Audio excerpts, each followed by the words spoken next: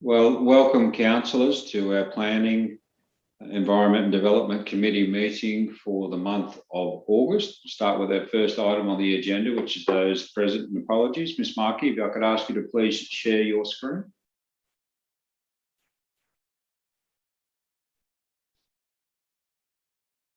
Councillors, you'll see that we have two requests for leave of absence, and Councillor, I believe that should be Councillor O'Keefe and Councillor Fuller. Thank you, Ms Markey. We also have Director Mr Foreman also not with us for this planning meeting. So if I could ask Ms Markey, if you could please go back to full screen. I'll now call for a councillor to move that those leave of absence be accepted. Thank you, Councillor Hook, and seconded by Councillor Moses. I'll now put that by show of hands. All in favour?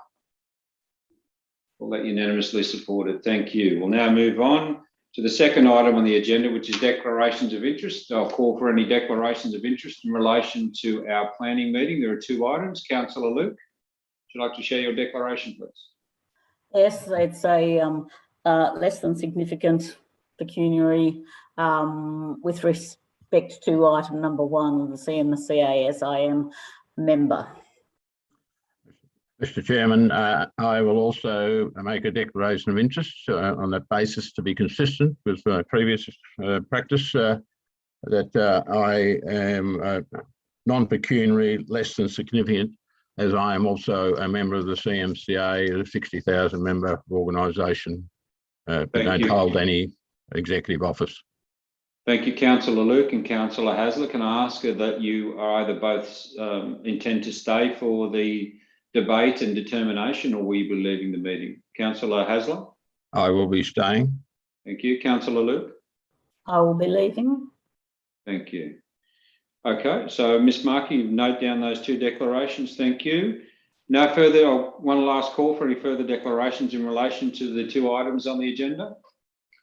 There are no declarations. Thank you. So we'll move on to the first item, which is 3.1, application for modification of consent, and I'll call on the Director, Mr Johns, to detail the recommendation before you.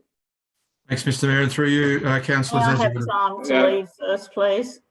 Thank you, Councillor Luke. So we will call you back in once the item's been resolved. So if you could please keep close to your phone and you'll get a message to come back and enter the meeting, please. Thank you. Thank you.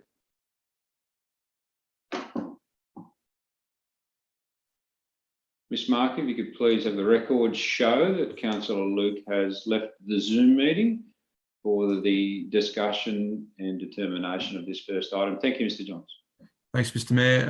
As you would have read, councillors, this report relates to an existing approval that council has granted to the CMCA RV park down on Chandos Street to the north of the CBD.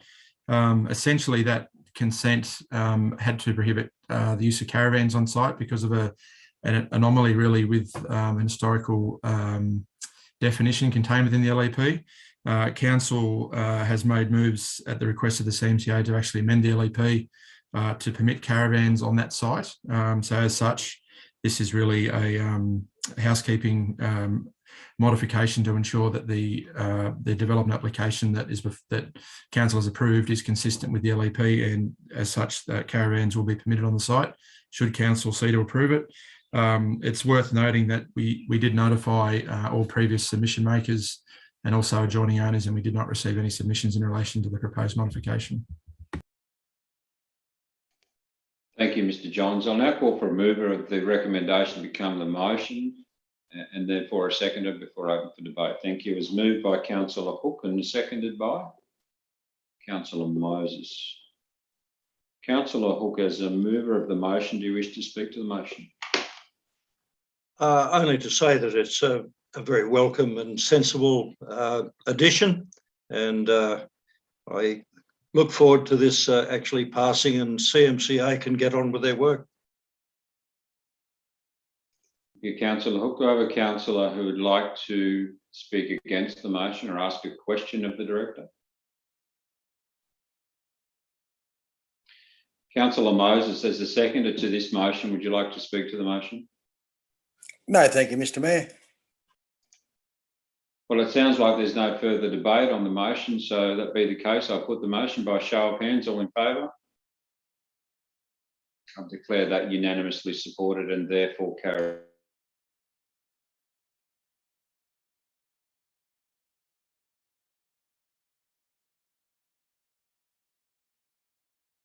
You're on mute, Jamie.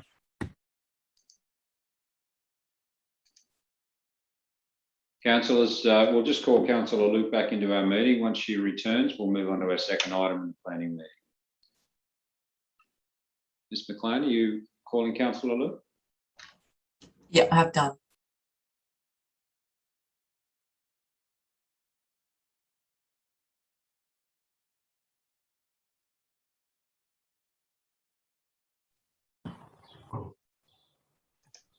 Ms Markey, if you could have the record show Councillor Luke has rejoined the meeting. Councillor Luke, if you wouldn't mind, please.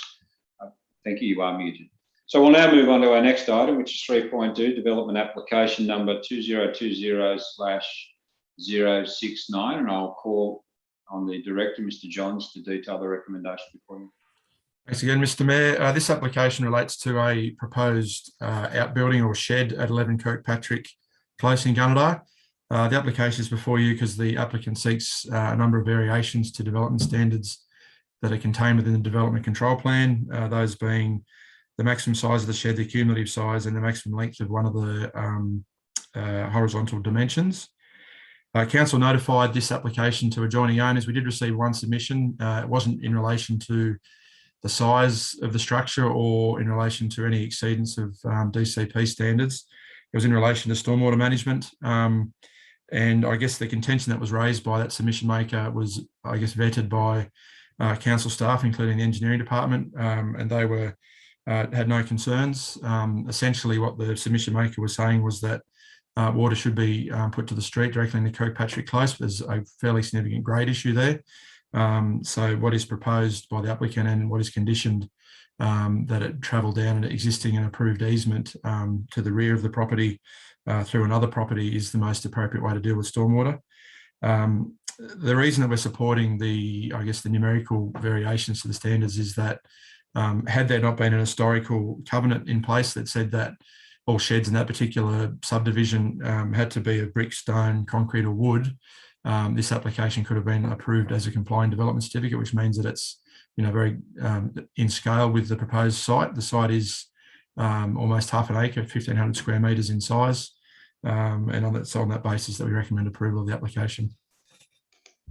Thank you, Mr Johns. I now call an elected member to move the recommendation become the motion. Thank you. Moved by Councillor Luke, seconded by Councillor Hasler. Councillor Luke, as mover of the motion, do you wish to speak? Sorry, no, I didn't second that. I was seeking the call to move a motion, but. Okay, thank you, Councillor Hasler. Unfortunately, you've missed the draw. Councillor Luke has moved the motion. Do I have a seconder to the motion? Thank you, Councillor Swain. So we have a motion. Councillor Luke, do you wish to speak to the motion as the mover? No, thank you, Mr Mayor. Mr Chairman. I'll now call for an elected member who'd like to speak against the motion or ask a question. Thank you, Councillor Hasler. Yes, well, depending on the response, I may move an amendment. I received a copy of the... You're back on mute, Councillor Hasler. My apologies. I received a copy of that submission, Mr Johns, and it concerned me a little that there was a request to have discussions with staff in relation to that floodwater or stormwater drainage being, and how it would operated, being there already being issues with water coming from the neighbouring property is suggested in the document. I was just wondering. You're on mute again, Councillor Hasler. We can't hear you.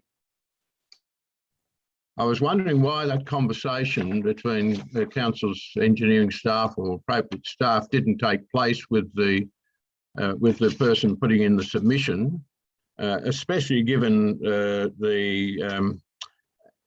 qualifications of the person in terms of their knowledge of these matters.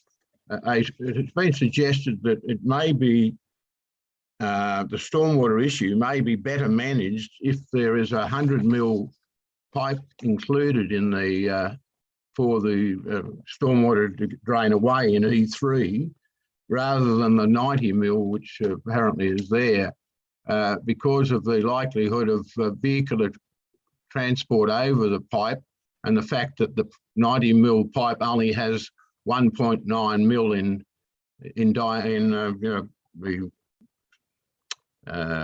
thickness, as opposed to 3 mils in a 100 mil pipe. It would seem to me that that would have been a reasonable means of addressing the concern of the person making the submission. Do you have a comment on that? Thanks, Councillor Hazen, through you, Mr. Mayor. My understanding was that there was a number of Thank you. conversations between.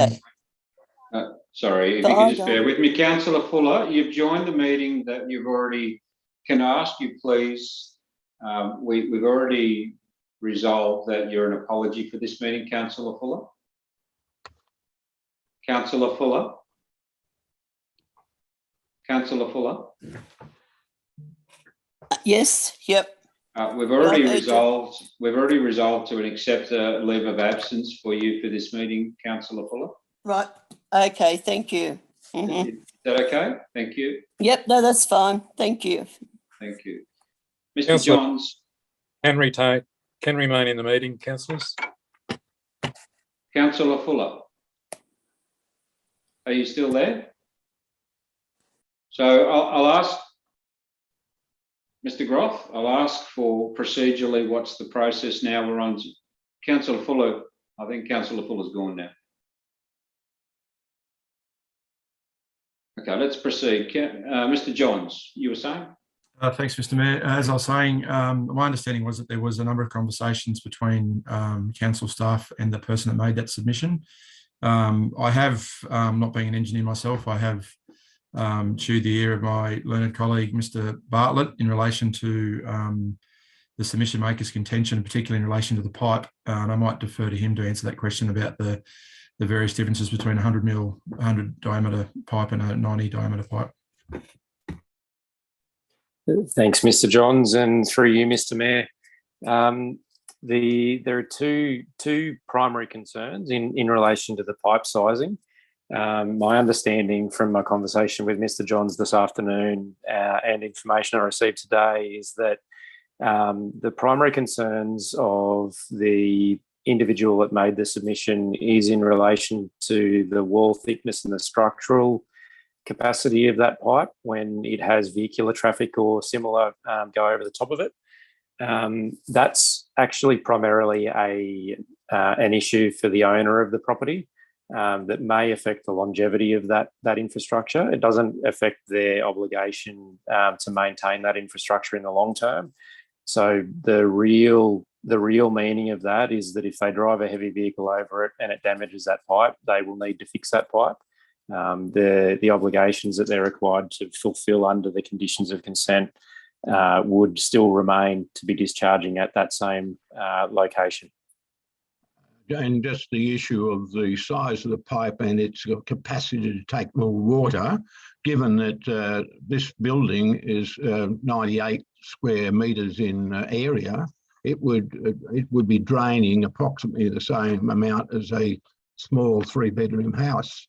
Wouldn't it be reasonable to require 100 mil pipe to drain the stormwater rather than leaving it at 90 mil? Whilst that a 100 millimetre pipe, through you, Mr. Mayor, would provide larger capacity, the stormwater calculations that have been undertaken indicate that the size pipe, that a 90 millimetre size pipe is adequate to cater for the roofed area of the structure. Thank you, Mr. Bartlett, for that clarification. Well, I'd like to move an amendment that the E3 be altered to read after the second after the words drain and read in minimum capacity 100 millimetres pipe to the existing easement. So that continues in the next sentence. So it's just would be alleviating the concerns of that person, resident, who has a great deal of technical knowledge in this area, and it would not seem to me to be too much of an imposition on the person seeking the approval. Okay, we have a procedural motion and amendment. Do I have a seconder to the amendment? I'll call a second time for a seconder to the... Councillor Luke, you are a mover of the first motion. You can't second the amendment. Call for a seconder to the amendment. Third and final call for a seconder to the amendment. Therefore, it lapsed. There's no seconder. So we'll now move on to Councillor Swain as the seconder to the motion. Do you wish to speak?